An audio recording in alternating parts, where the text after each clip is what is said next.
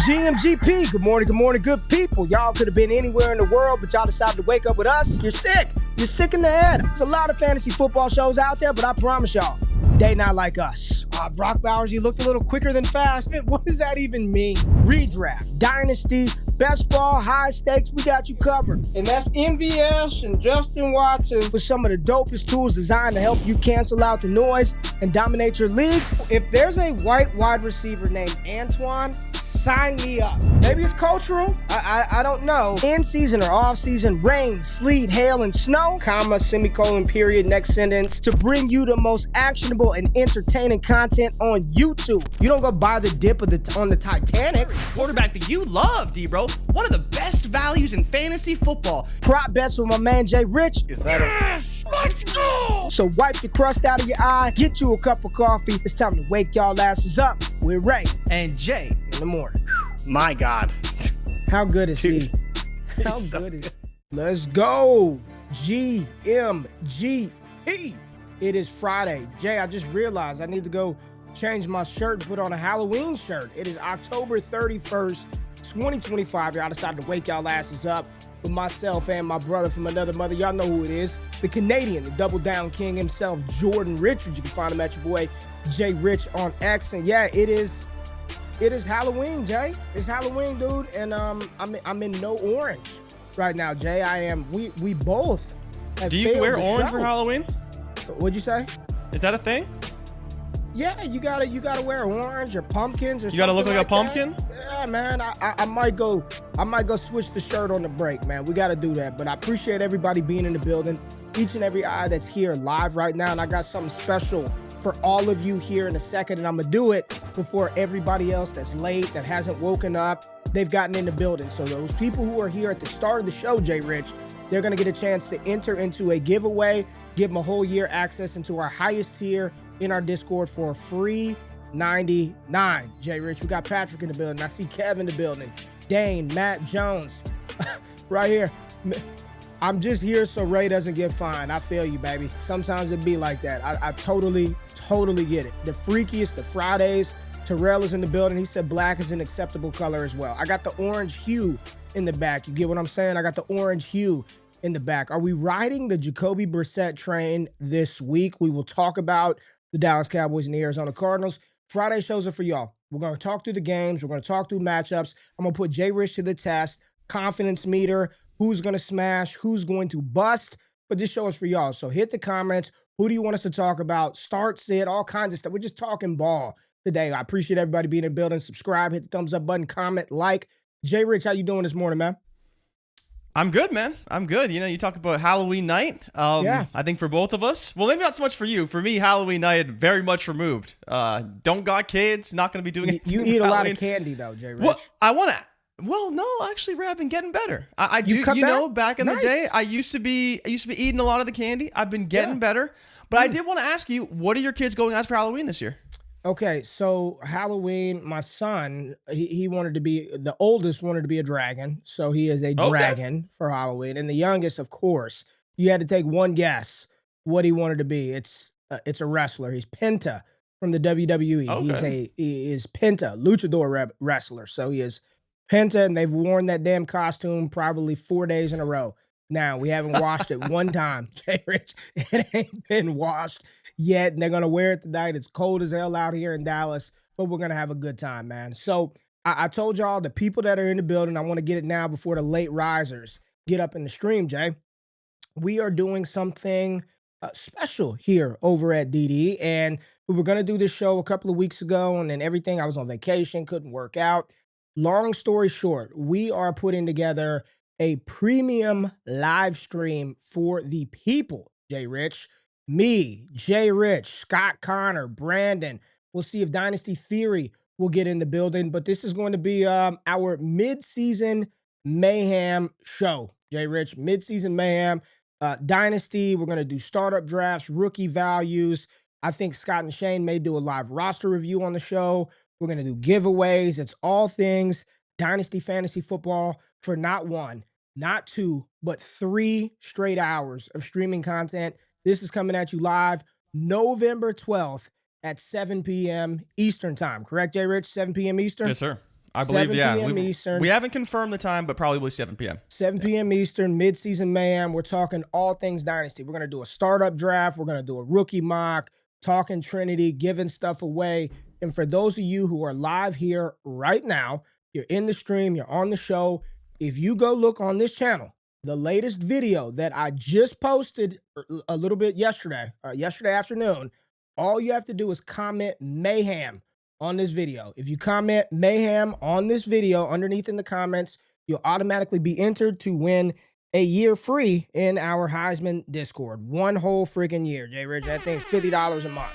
So all you got to do is comment mayhem and you'll be entered automatically in the winning. We'll announce that first thing when we do the live stream. So for the 100 and something of y'all that woke up early and didn't get in late, go do that now. Free entry into the contest. And that is a good segue into this video, Jay, because I did drop what I haven't done this in a while, Jay, where I'm just doing a solo kind of podcast. And I plan on doing this twice a week, every single week, getting back on it. Sort of what made the channel, what grew this thing in the first place was me just talking ball.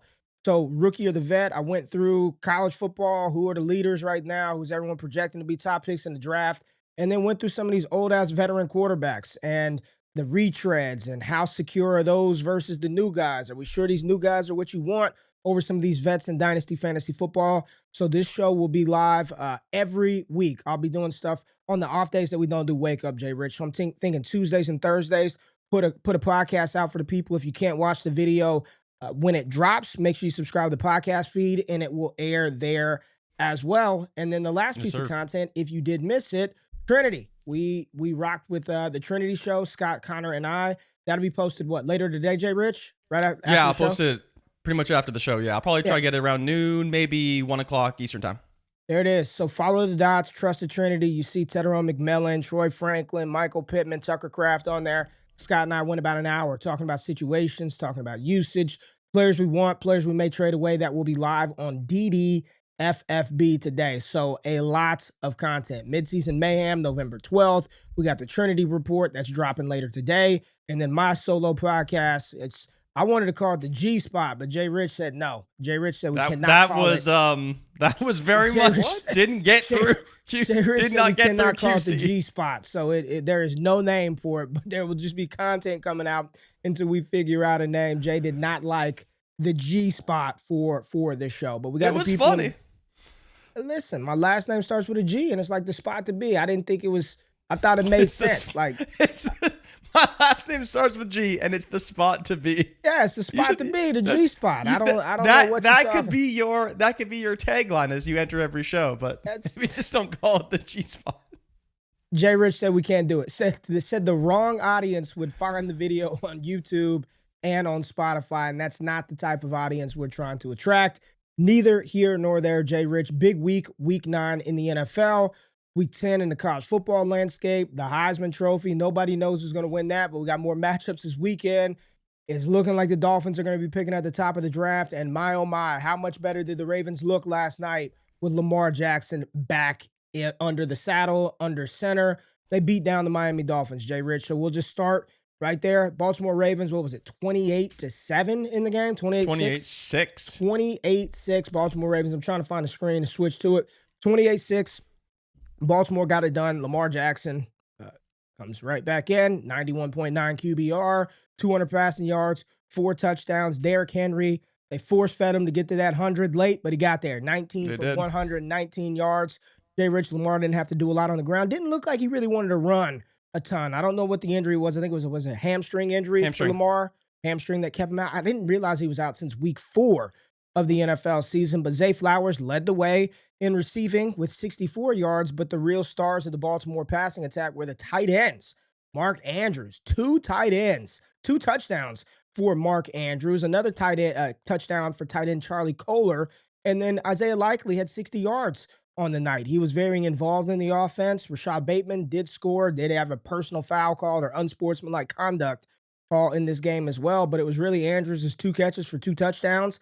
Shotty B had 2 catches, 1 touchdown. Charlie Kohler, 2 catches, 1 touchdown, which is like 2 for 1. You buy 2, get 1 free in Baltimore last night. On the other side of the ball, Tua started off pretty good. I mean, he started the game off, and you're like, oh, okay, Tua, 8 for 8. deep shot that was called back from a phantom. That shit just went south after the Ollie Gordon phantom tripping call that got the Jalen Waddle long play wiped out. It went downhill after that. Achane didn't really find a lot of room on the ground. 67 rushing yards. Tua. Jay, I had to look up because I was like, are you sure he only had one interception in the game? It felt like he threw about 3 of them last night. Sacked late a couple times. QBR of 22. You're just not going to win. 261 for Tua. Jalen Waddle was fine. If you started him, you're happy with the results. 6 for 82. You'll take it from a player not scoring a touchdown. And then the second leading receiver, it wasn't Devon Achane. It was not Malik Washington. It wasn't Taj Washington or Nick Westbrook-Akine. It was Greg Dulcich. JRich, 5 catches for almost 50 yards. I actually picked him up right before the game in a best ball league. Okay. Scored me a decent amount of points. I'll take it on his 5 targets. Big takeaways from this game for you, JRich. It's Lamar Jackson. I think that's the only takeaway there really is. And then you kind of pair that in with Derrick Henry, because we've been talking about how, especially early on when Lamar went out, Henry really struggled. And he was obviously struggling even when Lamar was playing in some of those games. But now Lamar is back. They're throwing touchdowns again, which is great. And it's opening things up for Derrick Henry as well in the rushing game. And especially with them being up and getting in those positive game scripts for Henry, that's what we need, right? We don't need situations where they're getting down early in games, forced to throw their way back into a football game, because that's not going to be good for Derrick Henry, because that's when Justice Hill is going to be on the field and Keaton Mitchell's going to be on the field. And with how much we want Derrick Henry, it's just not going to work out if they're in those negative game scripts. So for me, it's the ball security. It's their ability to move the ball down the field more consistently. And then especially in the second half, in particular that third quarter, Lamar was much more comfortable. Early on, you could tell he was kind of still, I'm not going to say acclimating to the NFL, because obviously he's a 2-time MVP, but it still took him a little bit to just kind of feel comfortable in the pocket, navigate the pressure around him, and he was great. But yeah, the takeaway for me is Lamar and Derrick Henry looking good, and hopefully this only continues going forward. On the Miami side, there's not a whole lot to see here. This is the Miami Dolphins. They look good last week, and they kind of returned to form this game. Not expecting much from them going forward as well, but maybe, just maybe, Ray, the Baltimore Ravens can put it all together and win the division. Jay, I'm reading the comments. Very, very, very funny about the name of the show. There are some very timely comments from the Wake Up Chat. Y'all are crafty. Y'all are good. It's funny because I did that whole pod on veteran quarterbacks, right? And Tua was a part of that. And I'm like, man, are we sure insert quarterback name in college is better than some of these guys in the NFL? And then you're watching and you're like, okay, that's a good throw. Obviously, he can't do this. He can't do that. Like, where does Miami go from here? It's easy to say, replace him, get him out the damn building. We don't like him. We don't like what do you think that on another team, sometimes shit doesn't work out, right? We can both agree to that. I don't think there's going to be any disagreement. Sometimes relationships, situationships, partnerships, they just don't work out. It doesn't work. It's not a good fit. It's not a good pairing. Doesn't fit the puzzle piece. Can he work anywhere else? I'm just, if Miami, and they can't cut him because they paid him all this money, if he were a backup to Matthew Stafford for a year, would it work in LA? If he got a chance to sit behind a veteran quarterback, new system, better infrastructure, or is it just done? Like, you can't, in 2023, he led the league in passing yards, Jay. Like, he led the NFL in passing yards. And you don't, like, JRich didn't sneak into one of those seasons. Josh Rosen never snuck in. Kyler Murray hadn't even thrown for 4,000. Like, what has happened in Miami to where everything is just rotted around this team? And I believe that year, I think they made the playoffs, and then everyone was hurt, and then they went to Buffalo, though. Yeah, they went to Buffalo. That's what I was going to say. It was Skylar Thompson, I believe, that started that game. So Tua wasn't even active for that one. But what has happened to Miami for it to deteriorate this bad? Well, I mean, there's a few different things, right? I think one of the things that kind of didn't help this team at all was the trade for Bradley Chubb. They believe they traded a decent amount of assets to go and acquire Bradley Chubb from Denver when they kind of kicked him out of Denver. And so that was basically because they had Vic Fangio as their defensive coordinator, right? They brought in Bradley Chubb, who was a former Fangio draft pick and played under Fangio when he was in Denver. And then, of course, Fangio left for Philadelphia, and you kind of had the pieces behind him. They obviously traded for Jalen Ramsey. Like, this is a team that thought they were better than they were, and you have to you can't help but look at what Chris Grier has done, who I believe is still the GM of the Dolphins. And, like, this team just didn't really analyze where they were at correctly. in the way that they said, okay, let's go get Jalen Ramsey, let's go get Bradley Chubb. And obviously that hurt their draft capital in the subsequent years. And now they're kind of feeling the effects because now those players are gone, or at least Bradley Chubb is still there, but they traded away Ramsey. And they don't have the pieces to replace all of these players that they traded for, tried to sign, brought in. And then you lose players like Javon Holland, who are very important to your team. And all of a sudden your defense is in shambles. They drafted Chop Robinson. He's kind of finally coming on and becoming a good player for them off the edge. But there's still a lot of issues for this team that need to be addressed. And Tua is a big one, right? You asked, could he be more successful on another team? And I think the reality is that maybe he could be, but we also understand his limitations as a quarterback.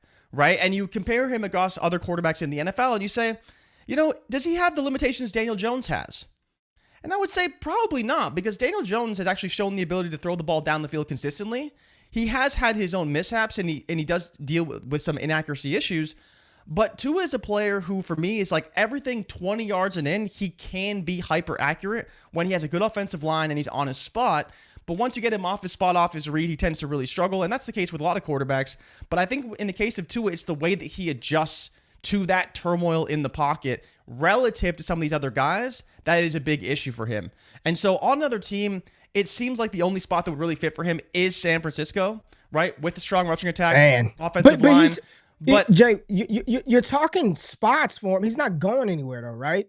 Like they're paying him too much damn money. I'm not going to say that. They can't cut him. They can't cut him. They could cut him, right? The thing is, right, for me, is you don't actually want Tua in Miami because we know what Tua is in Miami. Yeah. It's not a very good quarterback. So then you talk about, well, where could he go? I don't know where he could go. I do think, though, a sneaky spot for Tua would actually be New Orleans. They're the one team in the NFL right now that could draft a quarterback. Probably won't, but we'll see what they ultimately decide to do with where they're at. But they have a massive rebuild on their hands. They could be a good spot under Kellen Moore to rehabilitate. I think the way that Kellen Moore plays and his style of offense does fit fairly well with Tua's skill set. Okay. And they're a team that could look to rehabilitate a quarterback like Tua, who was a high draft pick and does have potential. 90 M's.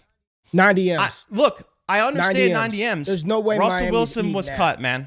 But no way Russell Wilson got cut. And it was you hardly even talk about it anymore. That Russell Wilson is still on the books for Denver this season. So I hear everybody, but we're talking about it. We're talking about a team that needs a big reset. Not let's fire the coach, let's maybe replace the GM. It's unlikely, absolutely not trying to dismiss the fact that it's unlikely, but it's always possible. But as you always talk about, there really isn't that many situations for even a quarterback like Tua to go and potentially find work somewhere else should he ultimately become cut. So I think that's the other problem for him, is that this team needs a full reset. Offensive line is abysmal. The defense is terrible. And so going forward, could they look to replace Tua? Of course. But it's because the financial ties to him is the reason why they probably won't, and they stay irrelevant for another season. JRich, probably the biggest game on the slate this weekend. The 5-3 Kansas City Chiefs travel to face off against the 5-2 Buffalo Bills. This is the biggest game on the slate. Is this the biggest? Absolutely. Yeah, this is the biggest one. This is the biggest one. So let's talk about it a little bit. Chiefs, after a rocky start, man, they have found their groove. I know they're 1-2 away right now. Lost the first game of the season in Brazil. Who else did they lose to? Who else did Kansas City lose to? They lose to Detroit? Who was it? No, it was the Jags. The Jags in Jacksonville. They beat the Jags. Wow. I mean, they lost to the Jags. Goodness. They open as 1.5-point favorites on the road versus Buffalo. They are now 2.5-point favorites. 52.5-point total in this one. It's bumped up a little bit. And I was listening to Buffalo Bills All-Pro left tackle Deion Dawkins talk about. He was on the show with Debo, and he was talking about Kansas City. He really ain't come here.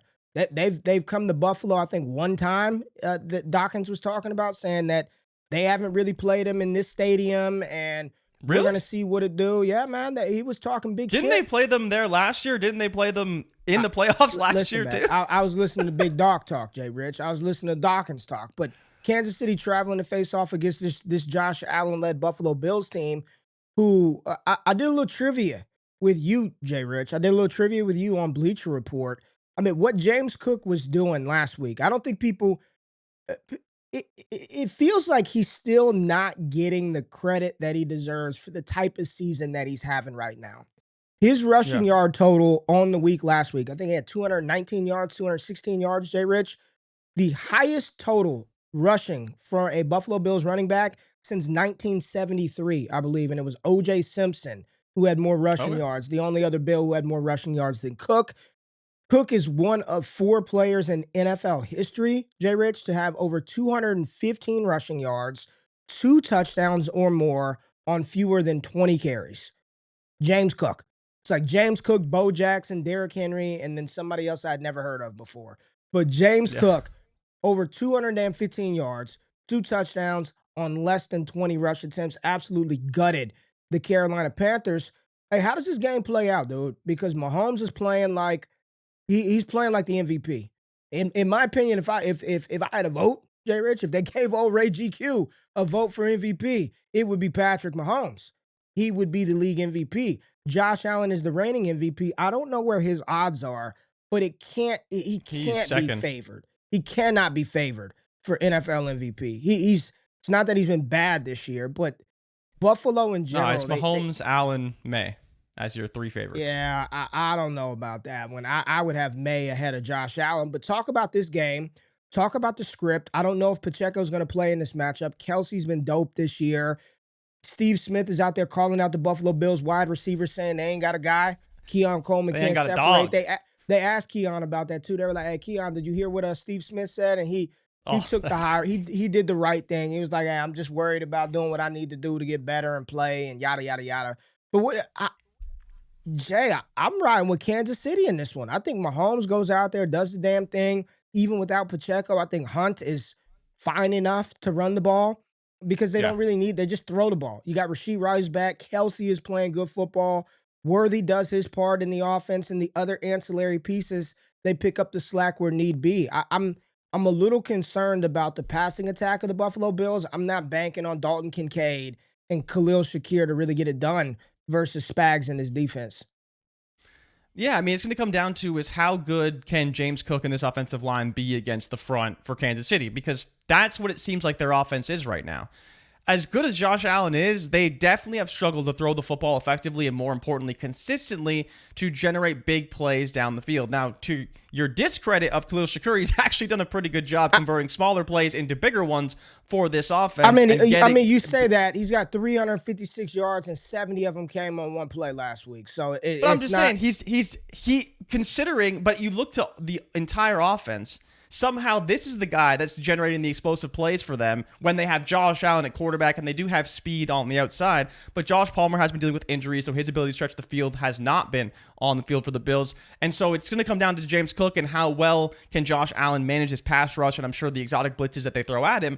We know that he's great at all of those things, but it does feel like a massive uphill battle compared to what you're going to get from Kansas City.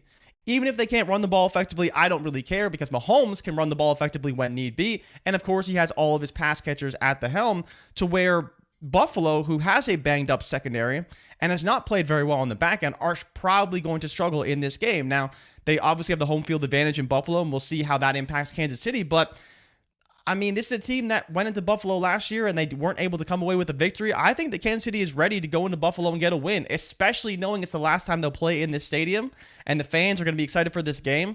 I know the Doc's talking big and saying that they haven't gone there that often, but I mean, Casey should be ready for this game. Like, they've been on a revenge tour. Ever since they got Rice back, they've looked like the best team in football, and I think they're going to show it again against the Buffalo Bills. I'm just asking the question. Buffalo, they are 5-2 on the season, so that not dogging them as a team. Josh Allen, 21st in passing yards. He's tied for 15th in touchdowns, only 4 interceptions, 13th in QBR. I don't go check out where his fantasy finishes, because I still think he's the top 5 quarterback right now in the season. But has it been a little bit of a down first half of the season for Josh Allen relative to maybe what we thought we were going to get? Where's he at fantasy production wise, Jay? He is QB6, it looks like. Actually, might even be higher than that. No, he's QB3. Well, I guess not then. That's crazy. It feels like he hasn't done a whole lot, but he's got 5 touchdowns on the ground. A lot, right? Yeah. He's got 12 touchdowns through the air and 5 on the ground, so that's really helping him out a lot. Yeah, the 5 rushing touchdowns help out a lot. Yeah, what he does. That helps right? out a lot. That helps out a lot. But yeah, to your credit, it doesn't feel like he's thrown for less passing yards than Jalen Hurts. That's what it doesn't feel like he's giving us that special Allen season. I also think, though, that like to some extent that high-end quarterback hasn't really been there this season. Like we don't have a Joe Burrow who's passing for a ton of yards and averaging like 25 points per game. So for instance, right, Mahomes is QB1 with 24.5 points per game. Yeah. Right? Yeah. That's a lot of points per game, but when we think about like the extremely high end, like when Lamar is really cooking or Allen is really cooking. You get close to damn 30, right? No? So that's where I think it's a big difference. Yeah, you froze up a little bit, but I get your point. I think you said Lamar, you're thinking closer to like close to 30 27, 28. Yeah, 27, 28 on like the extremely high end when they're throwing the ball very effectively, running the ball effectively as well. Like Lamar's QB2 with 1 rushing touchdown. That's wild. Weird year. Weird year with the quarterbacks. Does Cook get it done? Like, I mean, you're starting him, so it doesn't really matter. But do you think he'll be able to find this level of rushing success against the defense? Is there any sneak from this game? Is there any sneaky play or anybody that you're kind of like avoiding, like a bust, confidence meter? Like, how do you feel about Kareem Hunt? You feel good about starting him this week? I feel fine starting him. Yeah, you kind of know he's a touchdown or bust sort of player. Maybe he gets a bit more volume this week because of the injury to Isaiah Pacheco, and we'll see if he's ultimately able to go. But because he's getting the goal line work, you know that that's pretty secure and that's going to be good. But yeah, there's not really any sneaky players in this game. I think Kelsey has a big game. I think Kelsey has a big game. I think Kelsey has a big game. He's played well this year. He was for a player that everybody wanted to be blasted to the sun at the end of the last year. Kelsey's come out this year. He's more spry. He's got a little more boost, a little more juice to him. I think Kelsey has a big game in this matchup, but I'm looking forward to it. I'm wondering why this wasn't the Sunday night game. Like, why would they not just flex this to Sunday night? But we'll because I think CBS has this game, right? They would have claimed this one first, right, and put it in the afternoon. Probably. Yeah, instead, we get Marcus. I guess Marcus Mariota won't play, but. Next biggest game on the slate, JRich. After this one, what do you think that is? I'm probably gonna say Minnesota Detroit. I think the storyline inside of the Minnesota Detroit game. There may be more competitive ones, but there isn't one I want to see a little bit more than this one. Detroit's coming off of a bye. Jahmyr Gibbs, Jared Goff, Amon-Ra, Aiden Hutchinson, they all got to rest up over the week with the bye week. The Minnesota Vikings, we saw what happened to them last time they were on the field. They got Carson Wentz killed. J.J. McCarthy is back under center for the Minnesota Vikings. They've got Aaron Jones. They've got Jordan Addison. So J.J. McCarthy's walking in at least to an offensive skill position situation where he's got all his guys. Now, up front, I believe there are still some injuries up front. The offensive line has been a little bit of a mess this year in a 48.5-point total. They got Detroit favored by 9.5, JRich. So the odds makers aren't expecting. It's gone up. They are not expecting the Vikings to score a whole bunch of points in this matchup as damn near 10-point dogs on the road. Where are you at, Jay? Call your shot right now. Where are you at? Minnesota's offense gets back on track. It gets back on track. They run the ball with Aaron Jones, Jordan Mason, who ain't done shit in about 5 weeks. They get the ball to Justin Jefferson, who's been fine this year, but we're still waiting on that big-time Jets performance. You got Addison. You got Hawkinson. Does J.J. McCarthy get it done? Absolutely not. No, absolutely not. And one of the things you mentioned, right, with the offensive line, one of the big concerns is that Christian Darrisaw did not practice yesterday. Now, we don't know if it was a rest day for him because he did get a limited participation in on Wednesday, but their star left tackle, arguably their best offensive lineman, is not practicing yesterday. So we'll see if he does today, and potentially it's good to go for the weekend. But if he doesn't go, that's a massive blow to an already hampered offensive line, starting a quarterback who is apparently so injured he missed like 6 weeks with an ankle injury. So we'll see where JJ's at. His return to Michigan will be highly talked.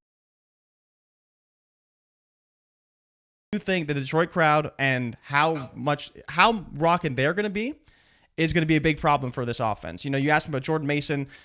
Again, with Aaron Jones back, I definitely have some concerns. I think the game script and the way I see this playing out is Detroit getting up big early and then probably some garbage time for Minnesota, at which point I'd rather have an Aaron Jones to a Jordan Mason because I think there will be some pass-catching opportunities out of the backfield for Aaron Jones to where he kind of saved his fantasy day. When he asked me about Addison versus JJ, I mean, they're probably going to have all eyes on JJ, so it'll probably be easier for Addison to get the ball and JJ to get Addison the ball. So we'll see what happens there, but I'm not expecting a lot from this Minnesota team. Throughout the time that JJ's been the starting quarterback, we have yet to really see any big-time performances. And to be fair to him, he's only played less than 2 full games of football starting quarterback in the NFL. So he's very young and still learning the position, but at some point, we need to see something.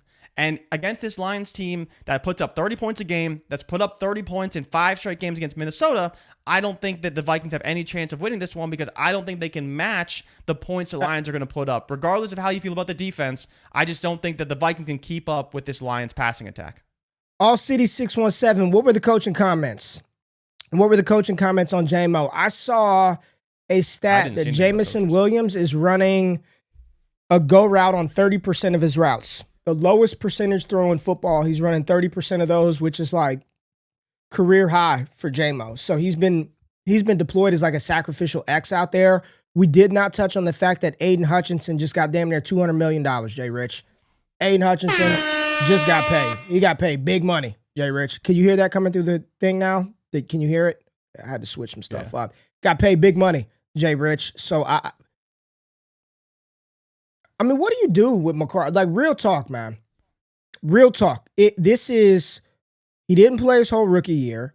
He's missed half of the second year. Like, how long are you holding out hope that like McCarthy is going to be this? Because the expectation. Let's keep it real. The expectation wasn't for him to just be all right, right? It wasn't for him to just be Michael Penix. It was for him to take this offense and to level up what Kirk Cousins had done, to level up what who was it? Sam Darnold was doing in the building, right? I'm gonna go. Give me your thoughts on. I'm gonna go look at where Sam Darnold finished last year and like what is the realistic expectations? Not your pre-draft thoughts, 20 months ago, but where we are right now with a player that we really have not seen playing football. Where are you at? I mean, it's hard to even give an opinion on it. We've hardly seen him play, right? And if you want to be pessimistic, you'd say, well, he hasn't looked very good, right? He hasn't looked anything like Sam Darnold looked like. He hasn't looked anything like the player he was hyped up to be coming into the season. He hasn't looked anything like the player that people actually believed could win more games and be more successful than Sam Darnold was last season for the Minnesota Vikings. But he's only started 2 games. And so it's like, what did you guys really expect? And this is where, Debro got on me. I think it was on the Monday show. QB9 for Darnold last year, JRich. 4,300 passing yards, 4,300, 35 touchdowns for Sam Darnold last year. Yeah. He was very good. The reason why Sam Darnold's not on the team is because of 2 weeks. Those last 2 weeks. Those last 2? That's it. When he completely crumbled and fell flat on his face. That's why he's not on the team anymore. And I get it. If you're the Minnesota Vikings, you want to win, right? You're signing all these players, you're bringing in acquisitions, and you can't afford to also pay Sam Darnold $30, $40 million a year and bring in all this talent to benefit the team. So having JJ McCarthy is an asset, but he still has to play well, right? He still has to play well. And as it stands right now, halfway through the season, the Minnesota Vikings do not look like a very good football team.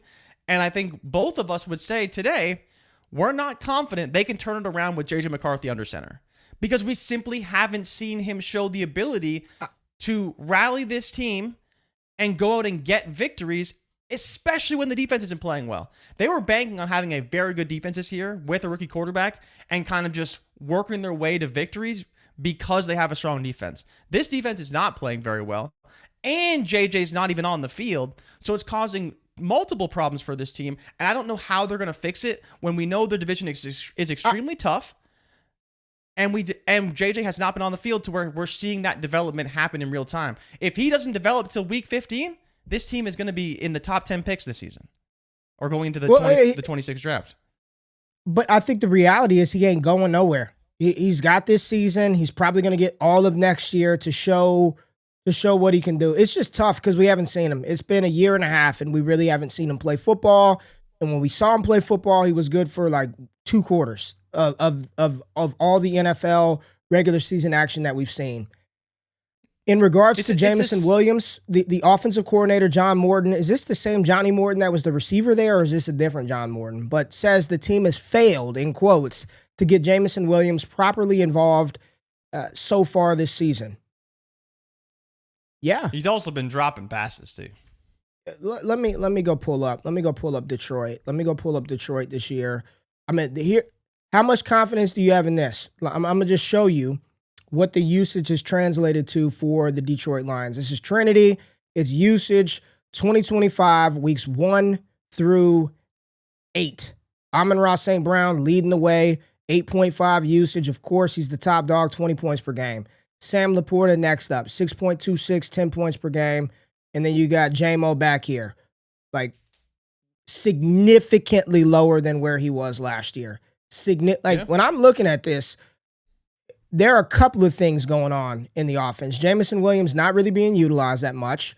Amon-Ra's getting it all, and he's the only one that's producing above expectation when he gets thrown the ball. Sam Laporta, below. Jameson Williams, below. And the other guys are just non-existent. They're non-factors in the offense. This just screams Jahmyr Gibbs, David Montgomery, and the offense has changed. Like Jared Goff trusts one guy, and it's him. And then the next person they trust, it's him. Third in the pecking order, Jameson Williams. Do I think he's going to jump up in usage and be up there? I don't know, but it has been a regression-filled season so far through 8 weeks for Jameson Williams. Detroit side of the ball, Gibbs is going to ball out. I think Amon-Ra is going to do his thing. This defense from Minnesota has not been very good, JRich. I don't have a lot of confidence they get it done. I don't know if Detroit covers the spread, but I think Hutch is going to have a big day. I think they probably do. Like this Lions team is rounding into form, and then you're just dropping J.J. McCarthy back into this. I don't think it's going to end well for him, but we shall see come Monday when we rock the show, JRich. Let's do one more, and then we will go to break.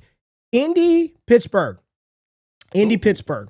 This is one where the Colts are 3.5-point favorites, 50.5-point total in this one. Very high numbers for a game in which the Colts are only favored by 3.5. I say only. They're on the road. They're 7-1.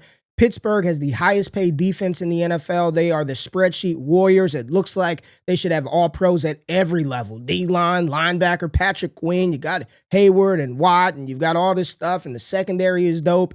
Yet the defense is not very good. They are strong rushing defensive unit, okay? I'm not afraid of Jonathan. This is no fear for Jonathan Taylor. The Pittsburgh defense, as far as a rushing unit, pretty good. Indianapolis is as well. The Colts are also a pass funnel on defense because normally they're up by so much that opposing offenses, all they can do is throw the ball. Like, just throw. You got no chance to run, so let's just throw and try to get back into it. Tyler Warren's sitting at right under 500 yards. Jonathan Taylor could go over 1,000 yards in 9 weeks in this matchup right here. I mean, I'm picking Indianapolis for sure. But do you think there's any way Pittsburgh could keep this close at home? It's tough because, when we talked about this one for BR, I brought up the fact that Indianapolis has not won in Pittsburgh since 2005. Mm-hmm. Right? So that alone gives me a little bit of pause to where it's like, okay, I love this Indy team. Offensively, they've been great. On the road, they have had their struggles. At home, they've been a juggernaut, absolutely dominant, but they're still scoring at an extremely high level. And so now we get to Pittsburgh, and they're playing against a Pittsburgh team that at times looks like an awful defense. Like, they really have not looked like a defense that can be competitive at all. And so I expect Indy to be able to score in this game, especially with how well they're running the ball with Jonathan Taylor. But the problem is that this Pittsburgh Steelers offense is so one-dimensional. They run the ball reasonably well. They throw the ball to DK Metcalf, and they try to get the ball to the other playmakers on the team, but outside of that, there just isn't a whole lot here. And so with how good this defense has played at times, I just think there's enough players on the defense to hold down what we expect from Aaron Rodgers. I'm sure he'll still make some big-time throws. I'm still sure there will be opportunities for this team to score points, but I would not be shocked at all if Indy ultimately blew them out, because I think this offense is just way too good. And with how poorly this secondary is playing for Pittsburgh, I fully expect them to be able to do whatever they want on offense, because they're going to have to take Jonathan Taylor out of the game and force Daniel Jones to throw. And I think if that's your game plan, it's not going to go over too well for you if you're Pittsburgh. But if you don't key in on Jonathan Taylor, he'll just run for 150 on you and probably another 3 touchdowns. And I just don't think Rodgers has enough firepower at his disposal to ultimately overcome how many points this Colts team will score. But it's like, would you start a Jalen Warren? Would you start... I mean, you're probably not going to start a Gainwell because Warren's the guy. No. But outside of DK Metcalf, there just really isn't anything here. And I think that's the big problem, is that we know that, and we saw that coming in, and we're fine with Metcalf, but it just doesn't seem like Rodgers is able to do much of anything with these other guys. But I have to ask you, Ray, could the secret weapon for Aaron Rodgers actually be the signing of Marquez Valdes-Scantling, who they brought in this week? If the secret weapon has to be MVS, then you're up Schitt's Creek without a paddle. I mean, if that is the elixir to the problems of the offense, I just don't. Matt Harmon and I have talked about this every week on Yahoo. Every Tuesday, I'm on with Harmon, 5 p.m. Eastern Standard Time. They've got a lot of pieces, okay? But none of them seem to fit this puzzle. They've got a lot of, you got a DK Metcalf, you got a Freiermuth, you got a Jonnu, you got a Jalen Warren, you got an Aaron Rodgers. Fell off quick. Like they don't fit. Like they don't seem to work well together. There's no synergy offensively. There's no synergy, man. I think they're a fraudulent defense. I think it's a fraudulent team, and I don't think they stand a chance in this one. I just don't. I don't think offensively there's enough in the Pittsburgh offensive bucket in order to keep pace with Indianapolis, because there are too many threats. The Colts are... I don't know if this is like the start of... I'm not saying that they're the start of some dynasty. I'm not saying that they're the star. This is a run that they're going to go on for years and years. But sometimes, like in sports, like there's a moment, right, where everything just clicks for a team, whether it's baseball, basketball, football, and it's clicking right now. Like all the ingredients of Indianapolis work. The offensive line is working well. The rushing attack works. All the pass catchers work because there's no overlap in the skill sets. Like everything is working well for Indianapolis right now. And I don't think, at least for this juncture of the season, like there's no stopping it, right? The only thing that will stop it is them, right? Their inability to execute, their inability to make the plays. But offensively, like this team is constructed very, very well. They've got a strong rushing attack. They're playing complementary football on defense. This is a really good team. This is a really good Colts team, and Daniel Jones has absolutely turned it around. If you had to say right now, if you had to name the AFC Pro Bowl quarterbacks right now who would be voted into the Pro Bowl, who would the 3 representatives from the AFC be? Ooh. Let's do it. I mean, it'd probably be Mahomes. Mahomes is in. Mahomes would be voted in. 100% Mahomes is in. Lamar hadn't played enough, so you can't get the vote. You think Daniel's going to get in over Allen? Hold on. Before we get to Daniel Jones, Mahomes is universally in. Too. You only get 3. Herbert could be in. You got Allen. For sure. You've got Daniel Jones. Herbert in over Allen, and then May's going to make it too. May's a and then you got Drake May. Who would be the 3? Like if they voted right now, who would be the 3? It'd be Mahomes and May for sure. Like Mahomes and May for sure. Okay. And based off of the MVP odds, I think Allen would make it. But Daniel Jones is deserving. I think 4th Herbert in yards. He's 4th in yards, 13 touchdowns. Allen's got 12. He's got more yards than Allen. He's got more touchdowns than Allen. He's got fewer interceptions than Allen. He could make it. He could. It's just interesting. Sure. It's tough, right? Like who would get the nod? I know people would want to say Allen, but I believe all of Daniel Jones's numbers are better than Josh Allen's right now. I believe they're all better than Allen's. Yeah, he's 4th in yards. He's got 1 more touchdown, it looks like. And he's tied for 2nd in the NFL in QBR. Like, yeah. If you just looked at it right now, I think he's in. I think he would be in. I think it'd be Mahomes, May, and Daniel Jones. You could make the case for Herbert, though. Herbert's leading the NFL in passing yards. He's got 1 less touchdown than Mahomes. Got 7 picks, too. That's okay, though. I don't think that matters as much. It's clear that Herbert is the only reason why they're any good, and he's like the the big guy there. Like the problem for Jones that he has Taylor. If Herbert had Taylor, I mean, imagine how good that offense would be. But yeah, Joe, we were slight to Jones, but he has I think this Taylor is too. Joe. We were talking about Indianapolis passing yards. They're pass funnel because they're up so much. Like if you go look at the fourth quarter passing yards against Indianapolis, that's when teams throw because they're just behind. So they just throw. 31 points in each of the last 4 games. Yeah. 31 or more. Yeah. They can't run the ball on them. So many points, man. Yeah. It'll be interesting to see what they do. Okay, let's go to break real quick, and then we've got to talk about Travis Hunter, JRich. We got to talk about Travis Hunter. I want to talk about the Cowboys. I want to talk about any other games that people want to touch on in the chat because this Friday show is for the people. So we'll be right back. Hit the thumbs up button, like the content, and we'll see you after the break.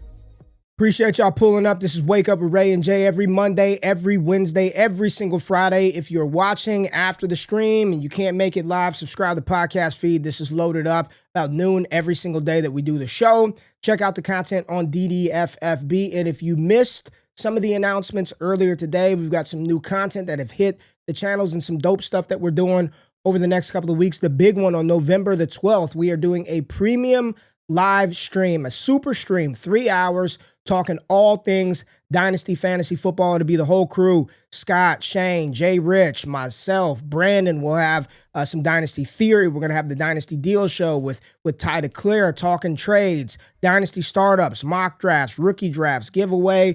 And there was something announced at the beginning of the show. If you were here bright and early, you might get into Heisman for free for a year. It's like a $400 value that you won't have to pay. And all you got to do is one little thing, but I'm not going to repeat that. If you missed the content that we talked about earlier, Trinity, the best usage visualization tracker in the game. All these people, JRich, they're talking air yards and first downs and all this other bullshit that they don't know what it means. We've been able to put all that stuff into one little dot, and you can visualize like what the usage actually means for that player on that team against that team. You got to trust it. DD Fantasy Football, trust the Trinity. And then my new podcast, like I'm back to doing podcasts solo, just me, talking all things ball. We went the rookie or the vet, talking about the 2026 quarterbacks in relation to the old veterans here in the NFL and how many of these veteran quarterbacks are probably going to get starting jobs next year. So what should you do in Dynasty Fantasy Football? These shows will drop every Tuesday, every Thursday. JRich said we cannot call it. The G-Spot is the name of the show, but I'm still going to keep floating it out there to see if we get some positive feedback on that show name, JRich. JRich wasn't feeling that, but I'm going to keep floating it out there. It's the spot to be. My last name is G, so come hang out at the G-Spot, right? But there were some funny comments in the chat about that, JRich. Might be tough for some of our audience to find, Ray, but that's neither here nor there. Nah, you can't do that. You can't do that. It was already said. Somebody already said it in the chat, and you stole it. You stole it from him. No, I said it to you yesterday. Oh, you did fine. You did say that to me yesterday. Okay, my bad. All right, Jay. Travis Hunter. Hurt. Travis Hunter. He's not going to be hurt. He'll be fine for the game. What do you mean? What do you mean he's not going to be hurt? He'll be fine. He practiced Wednesday. He was added to the injury report on I'm not worried Thursday about it. With a knee injury. We're not worried about it, JRich. He's had a week. These are shenanigans here. These are shenanigans. It's funny when you. In it's funny how you pick and choose when remember all that shit you were talking. Lamar's gonna play. He's definitely gonna play, and I was like, he's not gonna play, Jay, and he didn't play. It's funny when you pick and choose when you wanna consume. I never said he wasn't gonna play, but I'm just saying. No, you did say what you said he was gonna play. I'm talking about Travis Hunter. I never said he wasn't going to play. But you should not ignore him being added to the injury report. They're all hurt. Midweek. It's week 8. Are you also ignoring Everybody's Woody Marks hurt. being added to the injury report? It's week 8. Everyone's hurt. Everybody's hurt. Who's healthy? Who's healthy? Who's healthy? I don't know who's healthy. I can't tell you who's healthy. All I can do is follow the injury reports. And if you are added to the injury report midweek, that is not good. Don't start Travis Hunter according to JRich. Let's talk about Trevor Lawrence then. All right? Since Travis Hunter's hurt, he's not going to play. We should be in fear. What do you think about this matchup versus the Raiders in this game in particular? Beat down. But not a big beat down. I think like 20-6. The Jags will put up enough points to win, but they're not going to put up 30 points in this game. I think it could be a big ETN game, even though the Raiders' rush defense is actually pretty strong. I just don't think they're going to have to do a whole lot. Geno Smith is still playing quarterback. They brought in Tyler Lockett. Congratulations. You just got another 30 receiving yards added to your passing total. But the Raiders team sucks. They're not very good. I don't think Ashton Jeanty will find a ton of success against this Jaguars front. But we'll see. I think it's going to be a low-scoring game, boring game. Bauer's back, though, right? Isn't Bauer's back?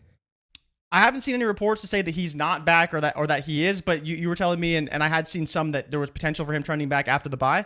I just hadn't seen confirmation on that as of yet. But yeah, if Bowers can lift the top off this defense and provide them a bit more of a spark, then maybe they can put up some points. But I definitely have some concerns about this team because they're just not a very good team. The Raiders are not a very good team. So no, they're not a good team. If they're not going to put up more than 14 points, why can't Jacksonville put up 24 and win? You know what I'm saying? I think it should be a boring game in that sense. 38, maybe 40 points. I'm not seeing them on the report, Jay. I'm looking at the Raiders injury report from yesterday, and I see Crosby on there, Adam Butler, but no, I don't see Brock Bowers on there. So we're getting Bowers back, right?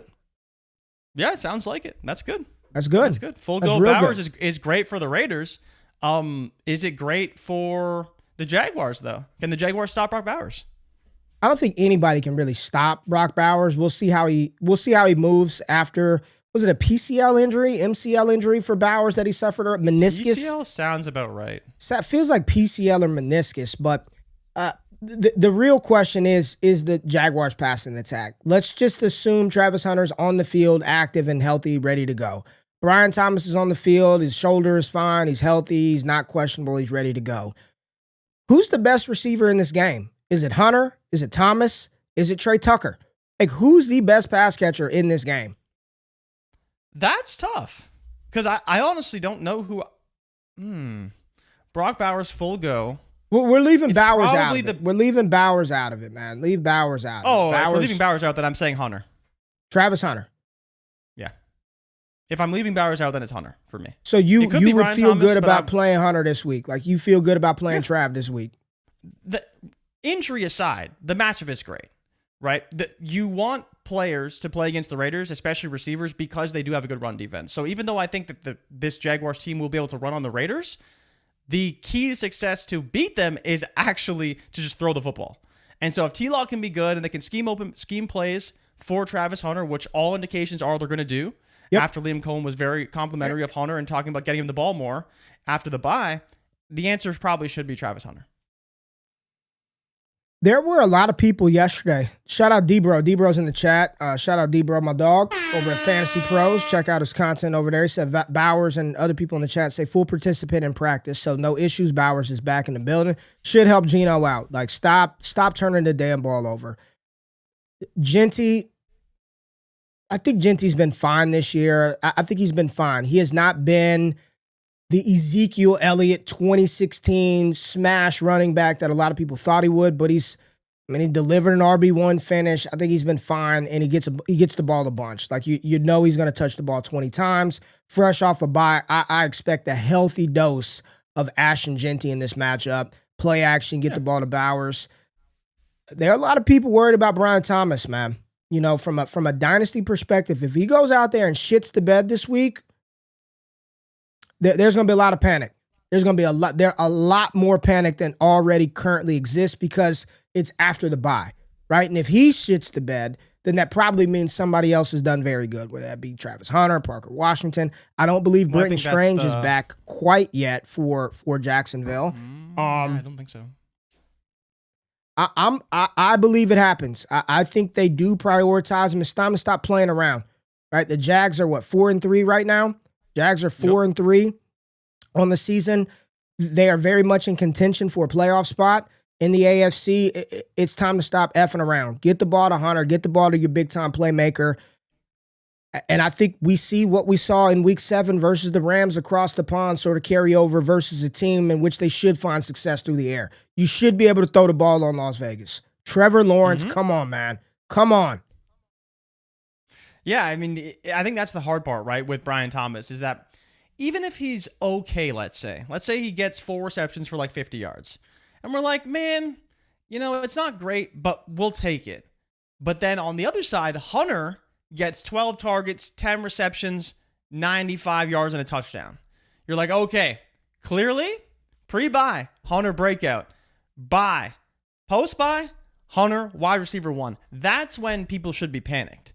Because we are already kind of seeing this trend coming, and we're waiting to see if it plays itself out on the field. But if Hunter is the wide receiver 1 in the pecking order going forward, that's a big problem for Brian Thomas. Because going into this season, we said, could he overtake him as the 1? We said, maybe. But in his rookie season, it seems unlikely. Probably still Brian Thomas's show. But right now, where we stand, I'm probably at 50-50. And for my bet, it's probably closer to 60-40 in favor of Travis Hunter being the 1 going out of this week. Debro said thoughts, but no rookie running back has paid off their redraft ADP this year so far. None. What are your thoughts on that? No rookie running back has returned their redraft ADP cost. Do you believe that? Do you agree with Debro? Yeah, I'm not going to say Debro's wrong. He would know better than I would. But I'm trying to think of, is there any situation where we could say, like, I mean, Cam Skattebo did, though. He got hurt. He definitely returned his ADP. But when you talk about like Bill, who was hyped up, Henderson, Hampton, all these guys. You know who's returning it? All the third round running, like the third rounders who are actually playing. Yeah. If you're really just talking, Genty, no, because you drafted him at the top. Judkins is, especially depending on when you drafted him. I think Skattebo paid off where you drafted him. Woody Marks? Woody? I mean, yeah, Woody Marks is paid off. And again, we're going all the way to the bottom. He was a waiver wire guy probably, right? In most redraft leagues, Woody Marks was last round if you believed in him, waiver wire if you didn't. Yeah, it's probably like Skattebo and Judkins are the only two.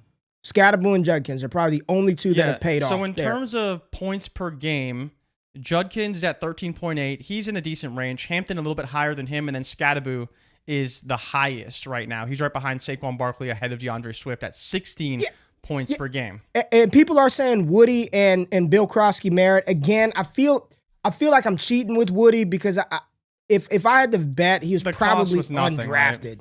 He's probably undrafted, right? He's probably a waiver wire pickup. Krosky merit, it happened like right before the season, so he got steamed up towards the end. Krosky Merritt got steamed up high. I wouldn't say that Bill is, because Bill is actually lower in points per game than Woody Marks and Ramondre Stevenson. But the other guy who's really disappointing is RJ Harvey, because he's barely ahead of those guys. They're all right around 9 to 10 points per game. They all have stunk. Outside of the late ones, they've in Judkins. Judkins is another one, but he had such a up and down roller coaster of an offseason because he was high, then he was buried. Then he stayed buried, and then some people just caught a value there. So I don't disagree with, And Debro said, I mean, outside of Woody and Judkins, who had the suspension stuff, and again, I feel like Woody's a little bit of a cheat because I do think he was probably closer to undrafted than drafted. But I mean, if y'all pull up to the show, I've been telling you, I told y'all about Woody Marks, said he was the best running back that people had never heard of long before it became cool, JRich. Long before it became cool. Let's talk about your team and your boy real quick because Ramondre's hurt, right? Like Ramondre is a little banged up. He is not practicing with the toe injury. He didn't practice yesterday. JRich, go put that Hendo jersey on and give the people some hope. I'm not putting it on. Give the people some hope, JRich. I'm not putting it on. Go put that Hendo jersey on and get it. Talk about it though. Talk about it. Atlanta, Penix, man, Penix has 5 touchdowns on the year. We dump on Cam Ward. Who's got more touchdowns, Cam Ward or Penix? Give me a sec.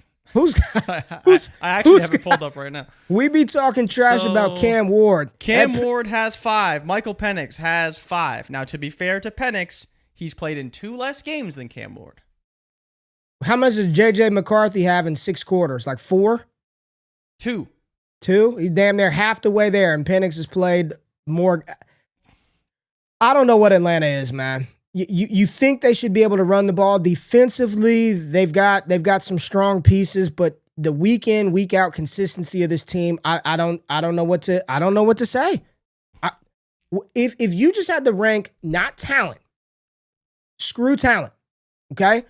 Top 5 running backs in the NFL right now, because Bijan Robinson is like the dynasty RB1. He's like RB1 in dynasty. Like, do you think that's accurate? So this is ignoring situation, or this is talent? Not talent, because I think talent people be like, oh, he's the best one. Just Bijan. Playing football right now, where's Bijan rank? Where does Bijan Robinson rank right now in the NFL? JT or Bijan? So JT or Bijan? JT for sure is number 1. Christian McCaffrey would probably be number 2. No, I'm putting Gibbs at 2. I'd venture to put Gibbs at 2 if you want. Gibbs at 2. Gibbs at 2 if you want. Gibbs at 2. Yeah, who's 3? I'm fine with that. James Cook or Bijan or McCaffrey? I mean, if you're putting Gibbs at 2, McCaffrey's at 3 for me.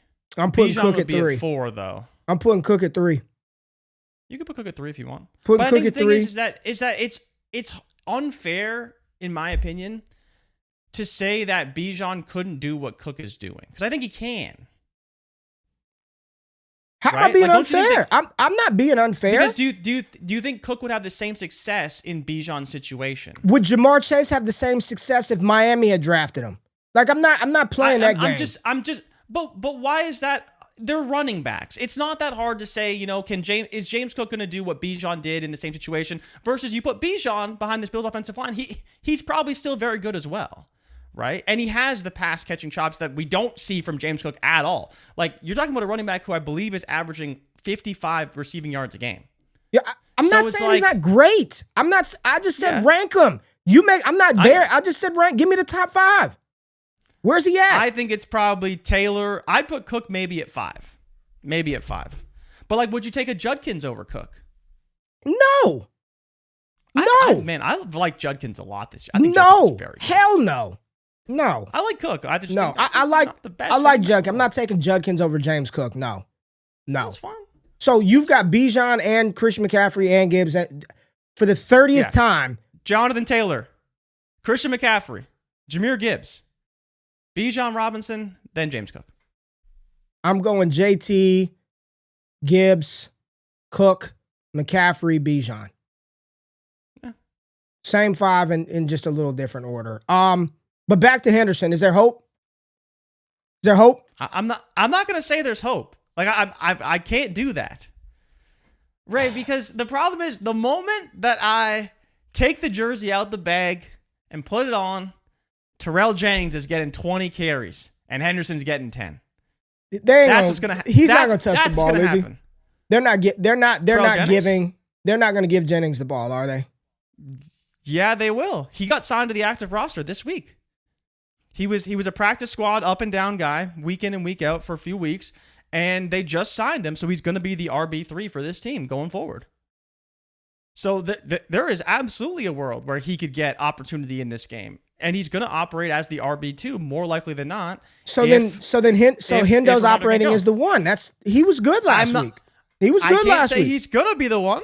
But if there was a guy to at least get the first crack, it's probably going to be Henderson. Yes. But I would not be shocked if it's a split. I would not be shocked if for some reason Terrell Jennings is the guy, because I just can't confidently say it's going to be Henderson. I hope and I pray because this team in the Falcons has the best pass defense in the NFL. Yes. Now, I don't think that's really going to matter because I think May is still going to be very good, but they don't allow a lot through the air. So you beat them on the ground. And I think last week we saw somehow the Patriots realized that you need to run Henderson outside of the tackle boxes. That's where you stop jamming him up the A-gap. Yeah. And what do you know? He starts averaging 6-7 yards a carry. Get him in open space, and he does great. So that's where it's like, if they utilize him correctly in the way that he can be successful, then of course he can be great. But my trust in that is like maybe 10%. And that's why I can't say it's going to happen. This is the week, but all the stars are aligning for what could be a Henderson breakout. And then the problem is, Ray, Henderson goes out 130 yards on 17 carries. Let's say 1 touchdown. I won't say 2 touchdowns. All right. Yeah. Would you sell 130 him yards and a touchdown? I mean, might as well go for 2. Right? Like, at that point, would you sell him? Because at that point, he's back, and the value is going to go through the roof. People are going to be rocked up in their sweatpants if Henderson does that. I mean, just full-blown chub. He'll be back at RB6. He'll be higher than Judkins. It's Hendo season for the rest of the year, right? Oh, yeah.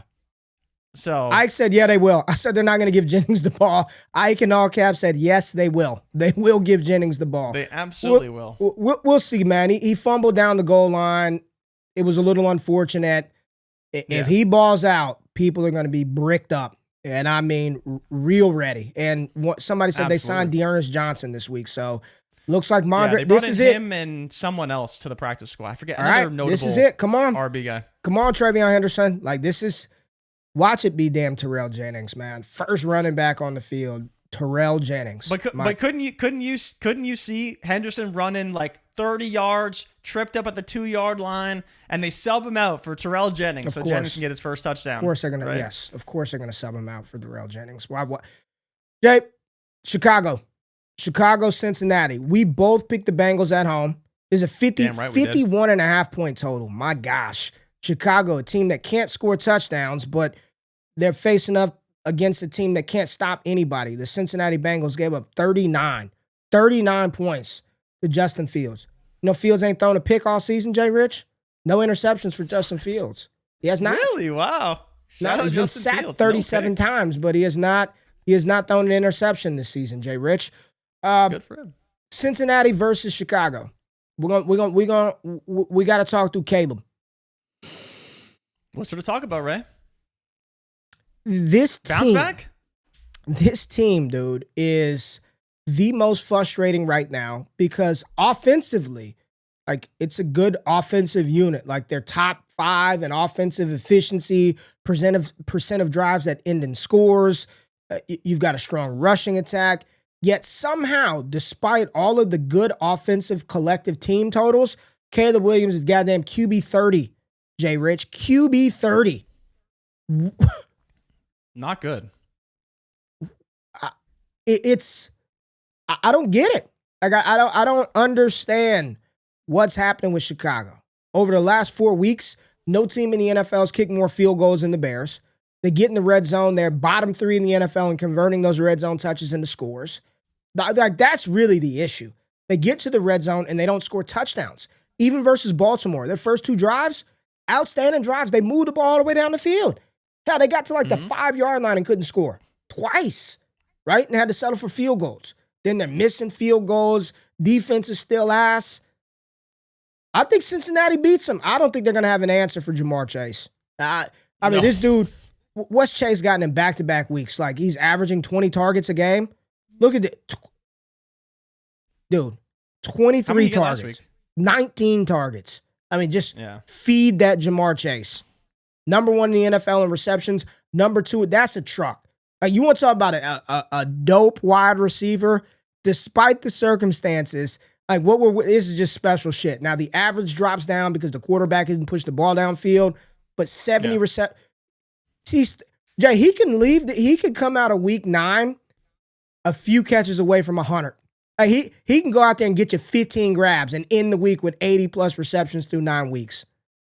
It's just an absolute hammer of a wide receiver. He has 70 receptions. Do you want to know who's number 2 in the NFL in receptions? Ladd McConkey. No, it's not Ladd McConkey. Who? Give me one more guess. One more. Okay. In receptions. West Coast is correct, though. You said what? He's on the West Coast. He's on the West Coast? JSN. Yeah. No, I figured you'd go there. It is Christian McCaffrey at number 2 with 56. CMC's the second leader with 56. 56 receptions for the guy that you said isn't RB2. Yeah, 56. Puka Nacua, even with the missed games, has 54. Right? And then you have Chris Olave, 52, Jake Ferguson, 51, Amon-Ra St. Brown, 50, and then Jack Smith and Jigba also at 50. But that is the lead we're talking about for Jamar Chase over every other player. Crazy. 70 receptions. Crazy. But he's not leading in yards because that is JSN. 16.4 per reception. Yeah, JSN is for some people that thought was a slot guy, Ray. Not me. Because not Marv us. Was there. Not us. Yeah. Not us. Caleb and the Bears, though. Do they win this game, Jay? Nope. They can't put up 30 points. The Bengals are going to put up 30 points. Give me the Cincinnati Bengals, baby. Joe Flacco, though, dealing with that AC joint sprain. Hopefully he plays. But if Browning does play, maybe, just maybe, they can do enough. Wait, is there there's talk that Flacco's not going to play? Yeah, he has an AC joint sprain.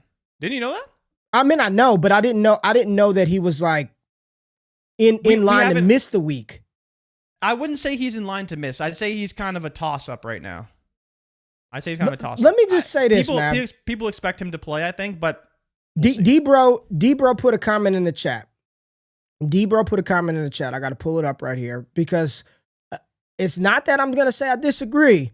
He said, we will see Tyson Bagent start this year. If that happens, you might as well get ready to trade Caleb.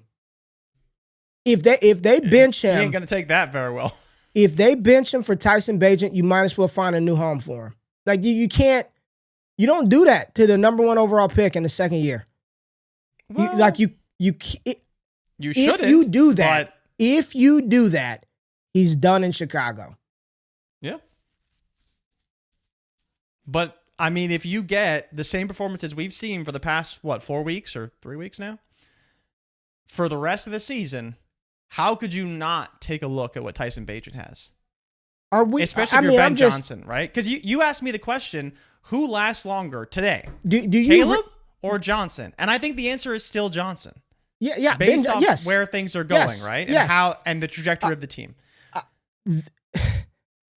Tyson Bagent isn't a starting quarterback for a reason. Okay? This isn't knocking him. But what's the reason? Because he's not good enough to be a starting quarterback. Well, they signed him. No, we know hey, look, I'm not saying Caleb is perfect. Answer.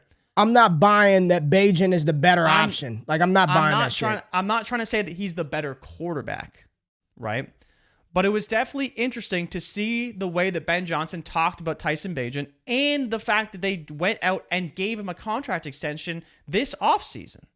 So that means Ben Johnson likes him a lot because Ben Johnson's not signing off on a contract extension for a backup quarterback unless he really likes him, right? And I think that's where it's like, it's not, is Caleb the better quarterback than Tyson Bagent? It's, can Tyson Bagent better run Ben Johnson's system than Caleb Williams? And that's the question we don't have the answer to.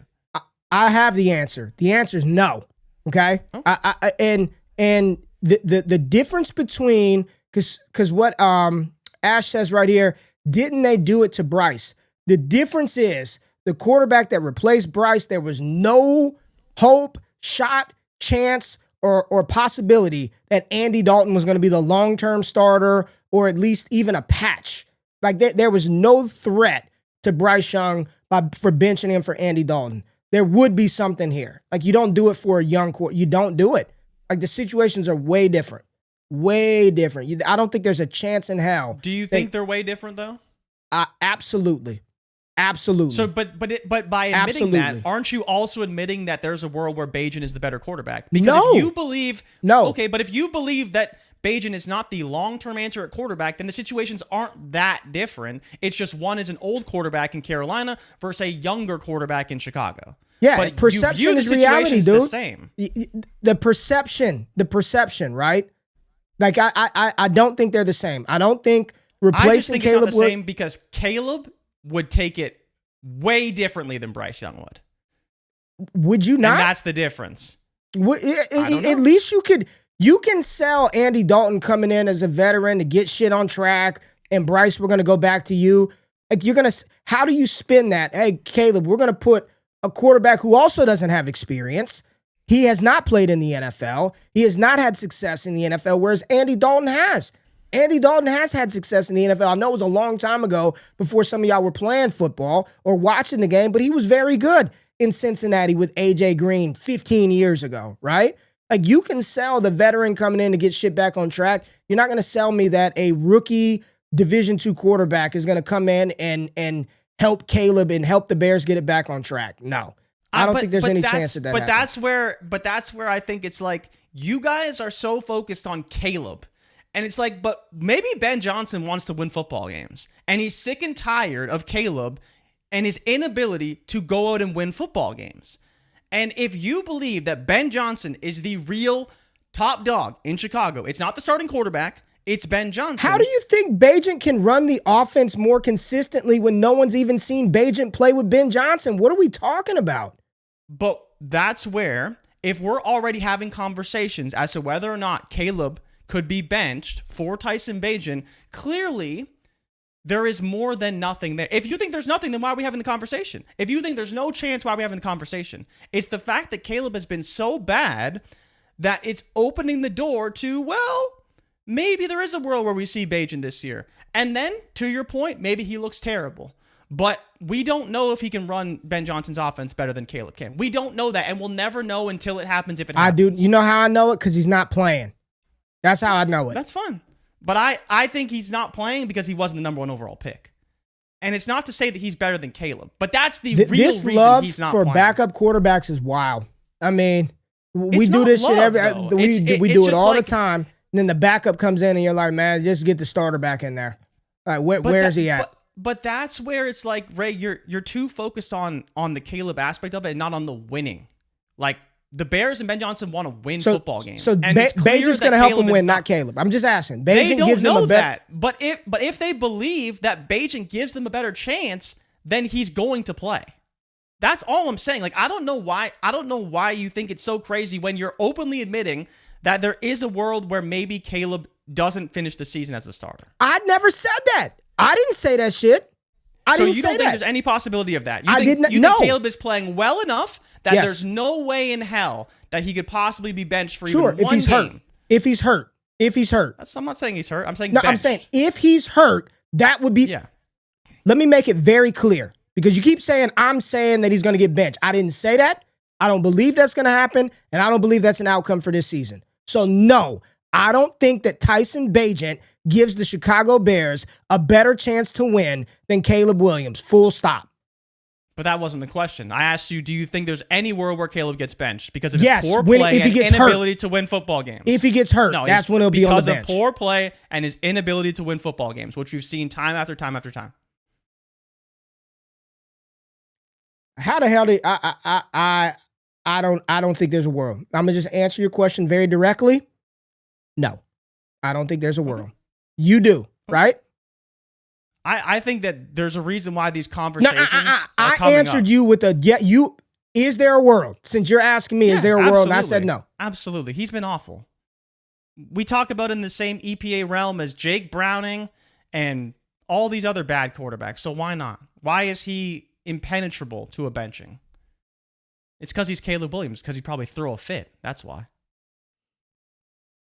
All right. Anything else you want to touch on before we get out of here? I just disagree. If they did it, Jay, if they did it, you might as well trade him.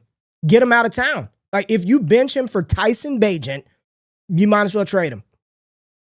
It's over.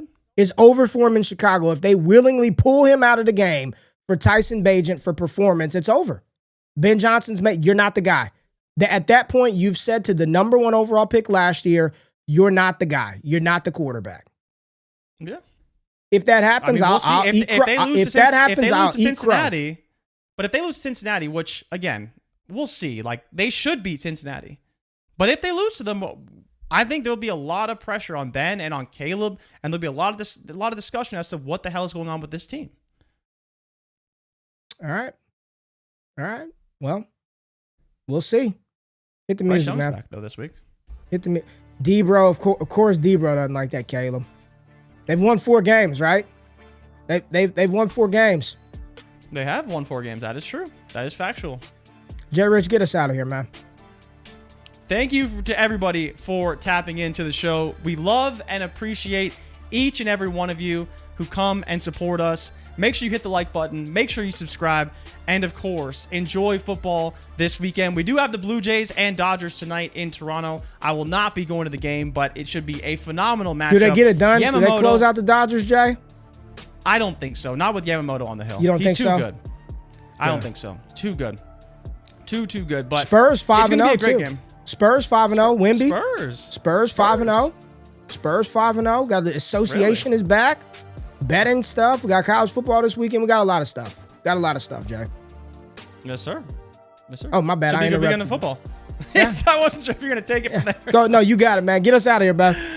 Thank you, everybody, for tapping in. We will see you guys on Monday for what should be a great Week 9 recap. Happy Halloween to everybody out there. Make sure your kids are dressed up, have some fun, eat some candy, and enjoy your weekend. We're out. Peace. Peace.